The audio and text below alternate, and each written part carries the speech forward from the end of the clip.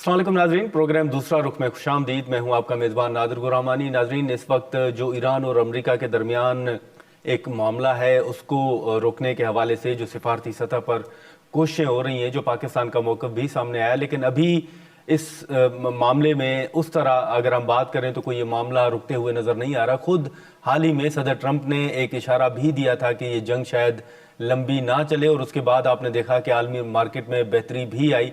लेकिन अब एक मरतबा फिर पहले एक अफसोसनाक वाक़या पेश आया, और कल अली लारीजानी साहब की शहादत भी हुई, जिसकी ईरान ने तस्दीक भी कर दी है। तो उसके बाद अब ईरान का मौक़िफ़ भी सामने आ रहा है कि अब मुज़ाकरात जो हैं वो नहीं होंगे। लेकिन अब क्योंकि ये मामला जो है वो ईरान और अमेरिका के दरमियान सिर्फ नहीं रहा, गल्फ़ कंट्रीज़ के जो सवालात हैं या जो तहफ़्फ़ुज़ात हैं या उनकी जो कोशिशें हैं कि ये मामला किसी तरह रुक जाए, वो कोशिशें भी जारी हैं।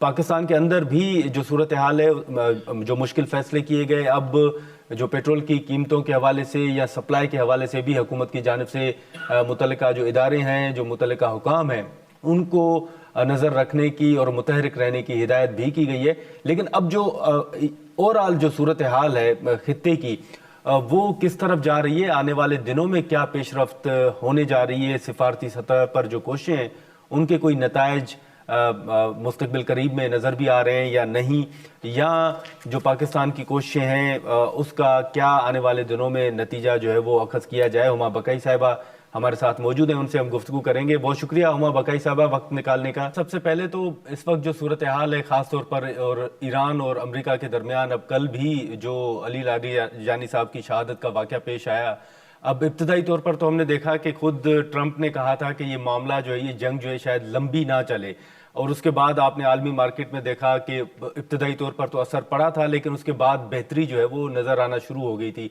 लेकिन आपको अब लग रहा है कि ये मामला, जैसे पहले कहा गया या इशारा दिया गया था कि ये शायद लंबी ना चले ईरान के साथ जंग, अब ऐसा माहौल आपको नज़र आ रहा है?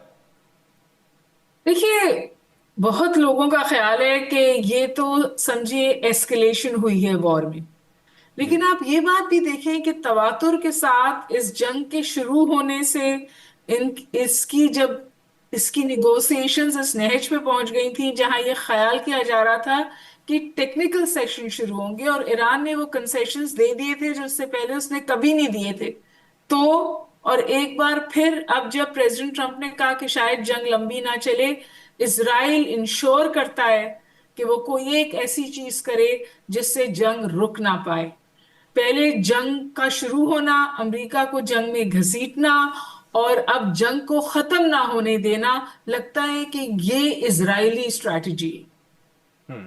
लेकिन और अब जो उस ट्रंप जंग साहब को कह टू फ्रंट जी वॉर उन्होंने अभी बना दिया है, क्योंकि वो लेबनान के साथ भी इतने ही पाउंडिंग कर रहे हैं, और कुछ तात्तुल था इसराइल के अटैक्स का तेहरान पर। लेकिन जैसे ही ये बात होने लगी कि एक कोएलिशन ऑफ द अनविलिंग हुई, जब जी हर्मस के लिए प्रेसिडेंट ट्रंप ने एंगेज करना चाहा यूरोपियन कंट्रीज को और नेटो अलायंस को, और जब वहां से एक बिल्कुल स्टोन वॉल किया गया, स्ट्रेट नो आया, तो ऐसा लगा। और ट्रम्प के अंदर भी आपको बहुत प्रेशर है, उनके भी बड़े की ऑफिसर ने रिजाइन किया है कल। जी तो जब इसराइल को ऐसा लगता है ना कि शायद ये जंग थम जाए या इसको ईरान की डिस्ट्रक्शन रुक जाए, उनका एम ईरान की डिस्ट्रक्शन है, कॉन्फ्लिक्ट की रेजोल्यूशन नहीं है, वैसे ही वो इसको सबोटाज करते हैं। और मुझे लगता है जो कल के दो अटैक्स थे, उन्होंने इसको एक बार फिर सबोटाज किया है।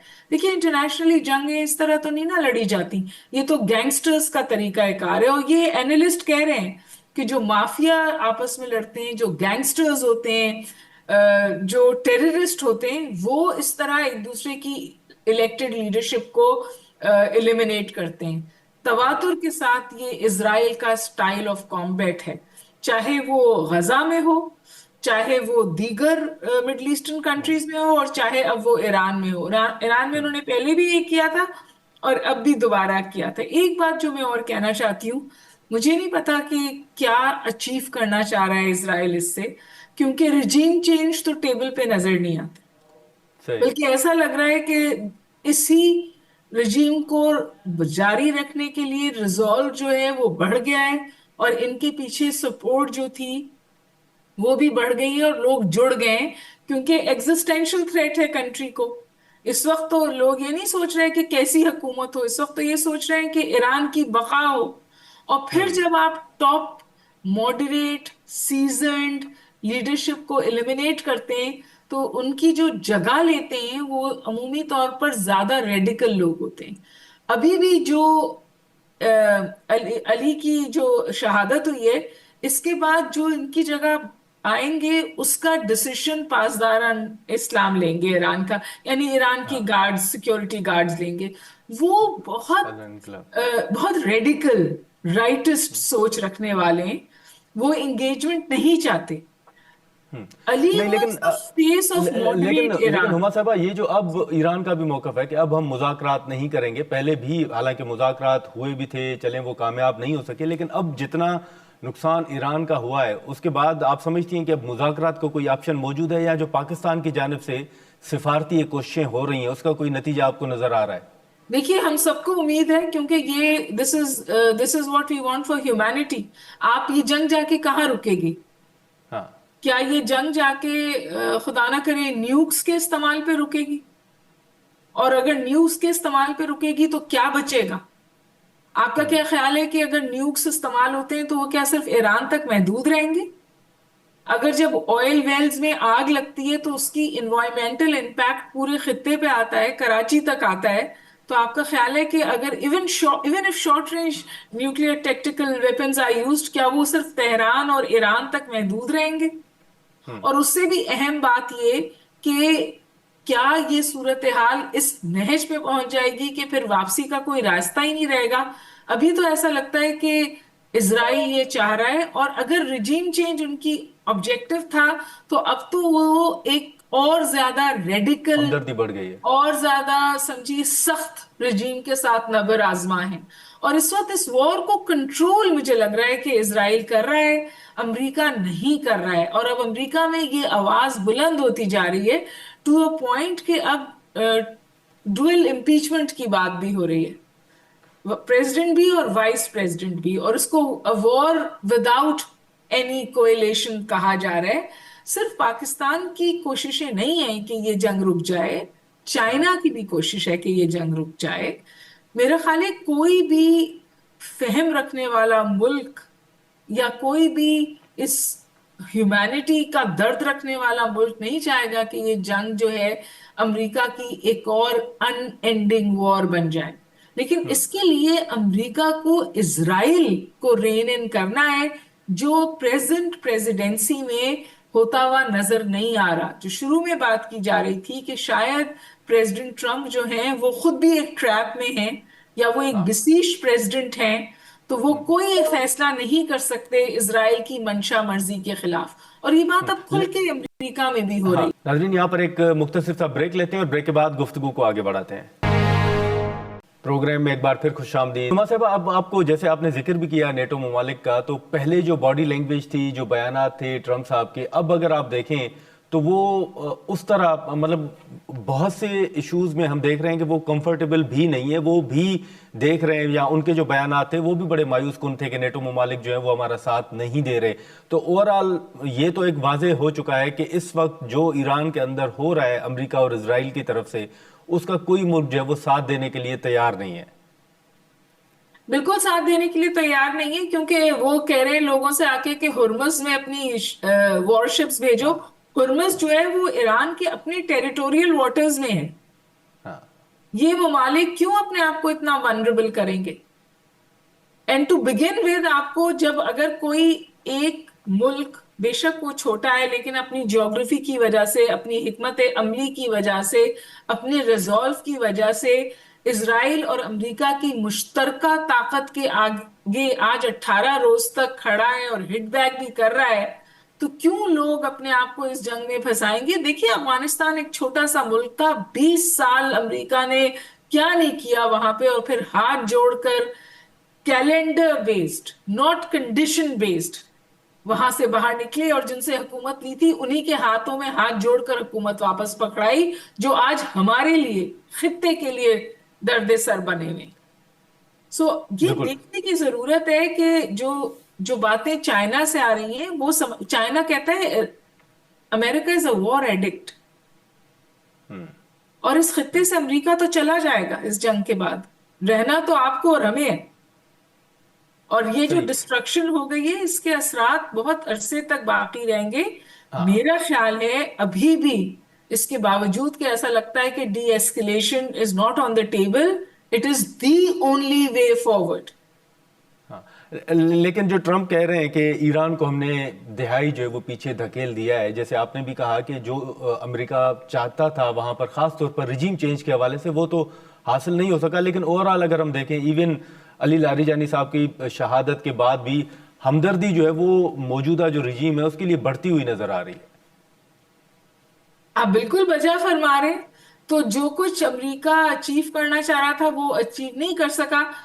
सवाल ये है क्या क्या इजराइल क्या चाह रहा था, और क्या इजराइल ने वो अचीव किया है। और अगर इजराइल की मंशा ये है कि ईरान को सफाए हस्ती से ही मिटा दें, तो फिर आप सोचिए कि अगर ये हो भी जाता है तो फिर दुनिया की रंगत क्या होगी।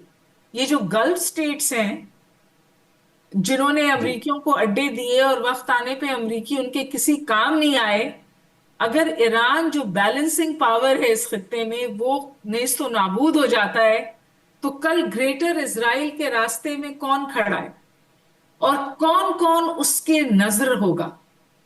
मैं आपसे बस जो आखिरी बात करना चाहती हूँ वो ये कि 2 रोज पहले इस जंग के शुरू होने से एक मीटिंग हुई थी प्रेसिडेंट नेतन्याहू और इंडियन प्राइम मिनिस्टर जी बिल्कुल। मोदी के बीच में। जी। उसमें क्या बातें हुई थी, उसमें एक हेक्सागन अलायंस की बात हुई थी, 6 मुल्क जो जुड़ना चाहते हैं और किसको खत्म करना चाहते हैं। Axis, Shia axis of resistance, जो समझते हैं उन्होंने खित्ते में कर लिया और अब वो ईरान के साथ जंग में है। और दूसरा उन्होंने कहा था rising Sunni axis of radicalism. और उसमें किन ममालिक के नाम लिए गए थे, उसमें नाम लिया गया था तुर्किया का, सऊदी अरब का और पाकिस्तान का। और इस वक्त जो अफगानिस्तान में हो रहा है और वहां से जो खबरें आ रही हैं वो शवाहिद हैं इस नेक्सस के। एक अफगान इजरायली इंडियन नेक्सस है। फिर तो दुनिया का नक्शा बदलेगा अगर दुनिया बाकी रही तो। लेकिन इतनी खतरनाक नहज पर इस वक्त दुनिया खड़ी है, डी एस्केलेट होना ही चाहिए। The adult in the room right now is China. China बिल्कुल। अफगानिस्तान में भी कोशिश कर रहा है कि पाकिस्तान और अफगानिस्तान के बीच में अमन हो जाए, और वो बहुत कोशिश कर रहा है कि ग्लोबली भी डी एस्केलेशन हो जाए।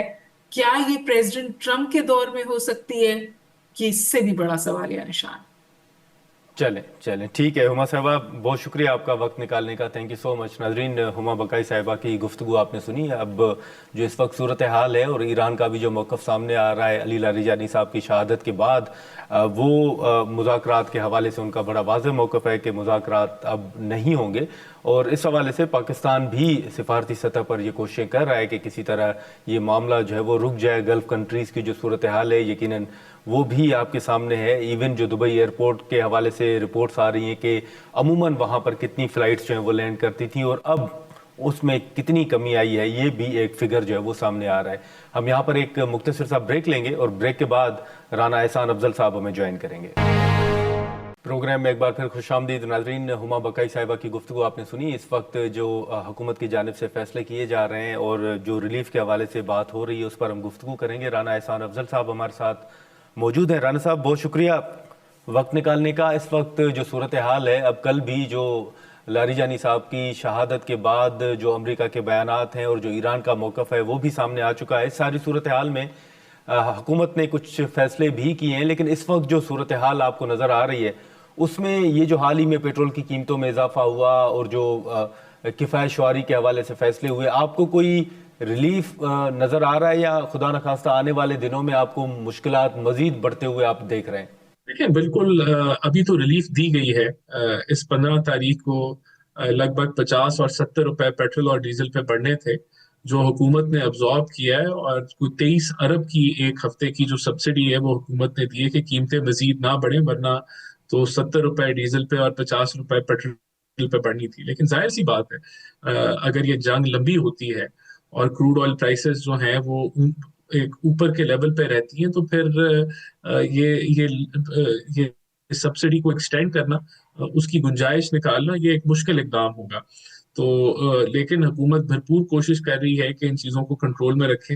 اور جہاں تک بات ہے کہ خطے کے حوالے سے آپ نے بات کی, تو آپ نے درست کہا کہ اس جنگ کی جو کہ امریکہ اور اسرائیل نے ایران پہ نافذ کی ہے, اس کی جو سپورٹ ہے وہ اسٹریٹ آف ہارمز کو کھولنے کے حوالے سے یو ایس کو نہیں ملی. کسی بھی یورپین ملک نے اپنے جو بحری جہاز ہیں وہاں بھیجنے سے انکار کر دیا اور اس جنگ کا حصہ بننے سے بھی انکار کر دیا. تو میں سمجھتا ہوں کہ یہ ایک ایسی جنگ ہے جس کا کوئی وجہ نہیں تھی, اور جتنی یہ ڈیلے ہو رہی ہے اتنا نقصان جو ہے وہ بڑھ رہا ہے. معاشی طور پہ دنیا بھر کے اندر اس کے امپیکٹ آ رہے ہیں, لیکن ہم سمجھتے ہیں کہ جلد از جلد اس کو ختم کرنے کی ضرورت ہے اور ٹیبل ٹاک کی طرف آنے کی ضرورت ہے. لیکن رانا صاحب, اس صورتحال میں جو بیرون ممالک میں جو پاکستانی پھنسے ہوئے ہیں یا جو رپورٹس آ رہی ہیں, آپ کے پاس کوئی اعداد و شمار ہوں گے کہ کتنے پاکستانی ہیں یا کتنے پاکستانیوں کو نکالا گیا ہے وہاں سے, یا حکومت اس حوالے سے کیا اقدامات کر رہی ہے؟ نہیں دیکھیں, میری نالج میں نہیں ہے, لیکن جتنے بھی یہ ہدایت دی گئی ہے پرائم منسٹر کی طرف سے اور ڈپٹی پرائم منسٹر کی طرف سے کہ ان سارے کرائسس جہاں جہاں ہے ان کے جو سفارت خانے ہیں پاکستانی, ان کی پورے سٹاف جو ہیں وہ پاکستانی کمیونٹی کے ساتھ انگیجڈ ہیں, اور اگر کوئی سیریس کنسرنز ہیں, جس طرح مثال کے طور پہ ایران سے تقریباً کوئی 5,500-6 ہزار پاکستانی کو واپس لایا گیا ہے, اور ہمارا سفارت خانہ ایکٹیو ہے ایران کے اندر, اسی طرح ان ملکوں کے اندر بھی وہ ایکٹیو ہے, رابطے میں ہے پاکستانی کمیونٹی کے ساتھ, اور جہاں جہاں فیسیلیٹیٹ وہ کر سکتے ہیں وہ کر رہے ہیں, اور اس کو مانیٹر بھی کر رہے ہیں کہ کہیں اگر کوئی کرائسس سچویشن بنتی ہے تو وہاں پھر حکومت جو ہے ایمرجنسی اقدامات لے سکے. رانا صاحب, لیکن اس وقت جہاں پر کفایت شعاری کے حوالے سے فیصلے ہو رہے ہیں, وہیں اب حکومت کے اوپر جو تنقید ہو رہی ہے وہ گاڑیوں کی خریداری کے حوالے سے. حال ہی میں آپ نے دیکھا کہ پنجاب حکومت نے بھی فیصلہ کیا چیئرمین سینٹ کی گاڑی کے حوالے سے بھی, حالانکہ سینٹ سیکریٹریٹ کا موقف بھی سامنے آ چکا ہے. لیکن آپ سمجھتے ہیں کہ یہ فیصلے درست تھے جو گاڑیوں کی خریداری کے حوالے سے فیصلہ ہوا ہے؟ بات یہ کہ حکومت نے, پرائم منسٹر شہباز شریف نے بر وقت آسٹیرٹی اور کنزرویشن کے میجرز لیے, اور اس میں 4 صوبے جو ہیں وہ شامل ہوئے. تو اتنی ایک تیزی کے ساتھ اور اتنا ویل آرکسٹریٹڈ پلان کہ ہم نے کس طریقے سے بیلٹ ٹائٹنگ کرنی ہے, اس کی تو اپریسیشن ہر کوئی کر رہا ہے, اور جو نیوٹرل تجزیہ کار ہیں وہ بھی اس کو اپریشیٹ کر رہے ہیں کہ حکومت پاکستان نے پرائم منسٹر شہباز شریف کی سربراہی کے اندر فوری طور پہ یہ اقدامات لیے, اور اس سے بڑی سیونگ آئے گی. آپ دیکھیے گا کہ تقریباً 50% تیل کی کٹوتی, 60% گاڑیوں کا گراؤنڈڈ ہونا, ورک فرام ہوم, پھر جو کنزرویشن کے میجرز ہیں, جو بچے اسکولوں سے آن لائن کلاسز کی طرف, تو اس سے اوور آل آپ کی جو پیٹرولیم کی امپورٹ ہے اس میں کمی اس سے ضرور ہوگی. جہاں تک بات ہے کہ سینٹ میں اگر سینٹ نے گاڑی خریدی ہے, تو دیکھیں سینٹ آزاد ہے, سینٹ وفاقی حکومت کے تابع نہیں ہے, ان کو بجٹ جب دے دیا جاتا ہے تو وہ اپنی مرضی سے اس بجٹ کو استعمال کرتے ہیں. وہ آپ کو سینٹ بہتر بتا سکے گا کہ انہوں نے کیوں. جہاں آپ نے جہاز کا ذکر کیا, تو دیکھیں اتنا بڑا صوبہ ہے, تقریباً ملکوں سے بڑا صوبہ ہے, تو اگر اس نے ایک جہاز خریدا ہے تو اس کی یوٹیلائزیشن ہوگی تو انہوں نے خریدا ہے. اور جہاں تک اس کے یوز کی بات ہے, تو بالکل یوز اس کا آفیشیل ہونا چاہیے, اور حکومت نے اس چیز کی تصدیق کی ہے کہ آفیشیل ہے. اگر کسی کے پاس اس سے برعکس کوئی ایویڈنس موجود ہے تو وہ سامنے لے کے آئے, لیکن پروپیگنڈا کرنا اور اس کے اوپر بات چیت کرنا کہ یہ جی مس یوز ہو رہا ہے, تو کوئی ایسی ایویڈنس نہیں آئی. جہاں تک بات ہے کہ کیوں خریدا, دیکھیں یہ رائٹ ہے گورنمنٹ کا کہ اگر وہ سمجھتی ہے کہ اس کو اس چیز کی ضرورت ہے تو وہ انڈیپینڈنٹلی اس کو لے سکتی ہے.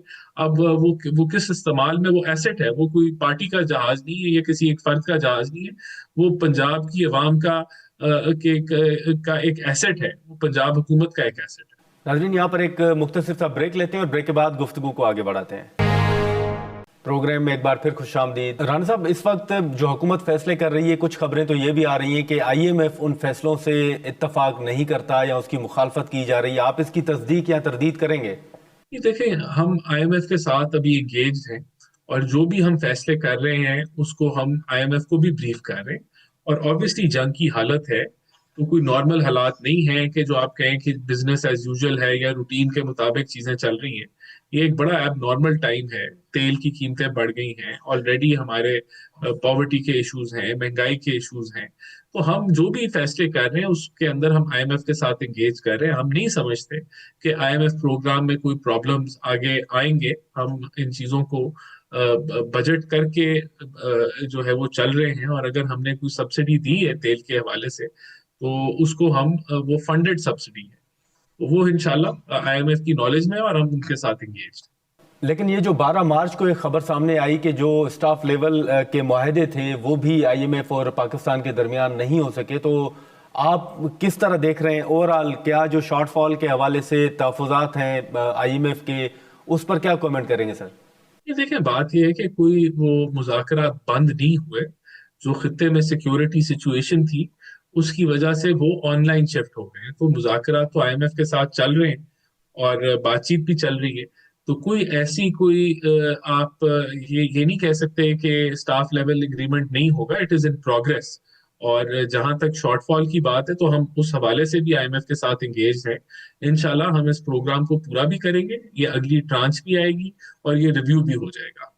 ٹھیک ہے, لیکن رانا صاحب اب جو سیاسی ایشوز ہیں اس میں اگر ہم بات کریں تو پی ٹی آئی رہائی فورس کے حوالے سے بات بھی کر رہی ہے, کچھ وفاقی وزراء کے بیانات بھی آ رہے ہیں کہ شاید ہم مذاکرات کی طرف ایک مرتبہ پھر وہ پی ٹی آئی کو دعوت بھی دے رہے ہیں. پھر سہیل آفریدی صاحب کے حوالے سے کہا جا رہا ہے کہ اب وہ تعاون کر رہے ہیں اگر ہم ماضی سے کمپیئر کریں تو آپ کو حالات جو ہیں وہ بہتری کی طرف جاتے ہوئے آپ دیکھ رہے ہیں؟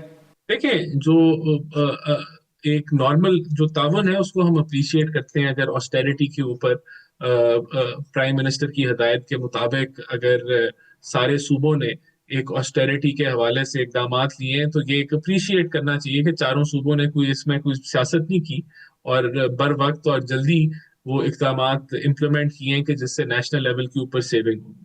تو یہ ایکسپیکٹیشن تو ہم رکھتے ہیں. دیکھیں, ہماری طرف سے تو ہمیشہ یہی رہا ہے کہ اسموتھلی چیزیں آگے بڑھے اور ہم مل کے کام کریں ملکی مفاد میں. لیکن پرابلم پی ٹی آئی کی طرف سے آتا ہے. تو ابھی کوئی ایسا جو ہے اگر ایسا رویہ رہتا ہے, ہماری طرف سے کوئی رکاوٹ نہیں. ہم تو پہلے دن سے ان کے ساتھ کام کرنے کے لیے تیار ہیں. پرابلم یہی آتی ہے کہ وہ خان صاحب کو ہر چیز میں لے آتے ہیں کہ جس طرح ابھی آپ نے دیکھا کہ جب ان کو بریفنگ پرائم منسٹر ہاؤس میں دی گئی تو وہ نہیں گئے کیونکہ خان صاحب سے وہ ملاقات کر کے پوچھنا چاہتے تھے کہ ان کو کیا موقف رکھنا ہے.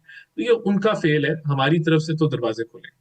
تو آپ سمجھتے ہیں کہ مائنس عمران بات چیت ہونی چاہیے؟ بالکل. دیکھیں, اس میں کوئی شک نہیں ہونا چاہیے کہ جو بندہ قید میں ہے, کرپشن پہ سزا کاٹ رہا ہے, اس کے ساتھ تو حکومت نیگوشیٹ نہیں کرے گی نا, یا اس کے ساتھ تو بات چیت نہیں چلے گی. وہ تو سزا یافتہ آدمی ہے جو اس کو سیاست کی اجازت تو نہیں مل سکتی.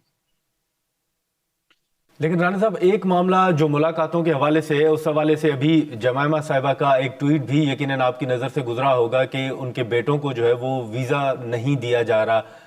انہوں نے ٹویٹ بھی کیا, پرائم منسٹر صاحب کو انہوں نے ریکویسٹ بھی کی. تو حکومت کوئی ارادہ رکھ رہی ہے سر کہ ویزوں کے حوالے سے کوئی فیسلیٹیٹ کیا جائے ان کو؟ میرے خیال سے کوئی اس میں مسئلہ نہیں ہونا چاہیے, ان کو ویزا ملنا چاہیے. لیکن یہ ضرور ہے کہ پاکستان کے خلاف جھوٹا پروپیگنڈا ان کو نہیں کرنا چاہیے. لیکن جہاں تک بات ہے کہ وہ اپنے والد صاحب سے ملنا چاہتے ہیں تو ضرور ان کو ویزوں میں فیسیلیٹیشن, میرا نہیں خیال کہ حکومت نے کوئی رکاوٹ اس میں ڈالی ہوئی ہے. اور اگر ایسا کچھ ہے تو ضرور انٹیریئر منسٹری اس کو ٹیک اپ کر سکتی ہے اور دیکھ سکتی ہے کہ کن وجوہات کی وجہ سے ان کا کوئی ویزا ریجیکٹ ہوا ہے یا کیا وہ وجوہات ہیں. لیکن حکومت اس میں کوئی ہرڈل نہیں کریٹ کرے گی. لیکن ابھی حال ہی میں کچھ خبریں یہ بھی آئیں کہ شاید بیرسٹر گور صاحب کے ساتھ کچھ وفاقی وزراء جو ہیں وہ رابطے میں ہیں. آپ کو لگتا ہے کہ کچھ لوگوں کے حوالے سے تو حکومت کو تحفظات ہیں, لیکن گور صاحب ہو گئے یا چند دیگر رہنما ہو گئے, وہ فلیکسیبلٹی شو کرتے ہیں یا ان کے ساتھ بات چیت ہو سکتی ہے؟ دیکھیں, بات چیت تو ہم بالکل کر سکتے ہیں, لیکن کیا گوہر صاحب کے پاس وہ اہلیت ہے بات چیت کرنے کی؟ یہاں تو کوئی فرد اگر پی ٹی آئی کا اس کے ساتھ آپ انگیج کرتے ہیں تو اگلے دن اس کے پیروں تلے کارپیٹ کھینچ لیا جاتا ہے اور اس کے پاس کوئی پھر مینڈیٹ نہیں رہتا بات چیت کرنے کا. تو یہ ان کا پرابلم ہے پی ٹی آئی کا, ہماری طرف سے کوئی رکاوٹ نہیں ہے. رانا صاحب, آخر میں یہ بھی بتائیے گا کہ یہ جو گورنر سندھ کی تبدیلی کا فیصلہ ہوا, ٹسوری صاحب کو ہٹایا گیا, اس کے بعد ہم نے دیکھا کہ ایم کیو ایم کے بھی سخت بیانات آئے, زرداری صاحب کے ساتھ ان کی ملاقات بھی ہوئی.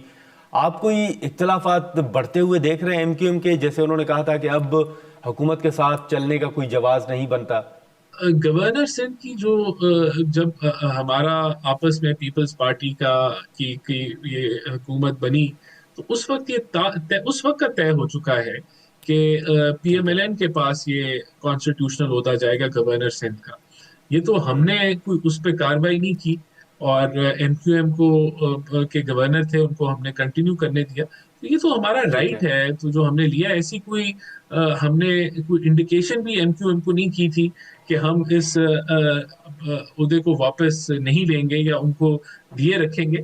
تو یہاں تو کوئی کنفیوژن ہماری طرف سے تو کوئی کنفیوژن نہیں ہے. ہمیں تو پہلے دن سے کلیئرٹی تھی کہ پاور شیئرنگ کے تحت بس یہ فیصلہ ڈیلے ہوا, اس کے علاوہ تو اور تو کوئی ایشو نہیں تھا. چلیں رانا صاحب بہت شکریہ وقت نکالنے کا. ناظرین ہما بقائی صاحبہ اور رانا احسان افضل صاحب کی گفتگو آپ نے سنی. آج کے پروگرام میں اتنا ہی, اجازت دیجیے, اللہ حافظ.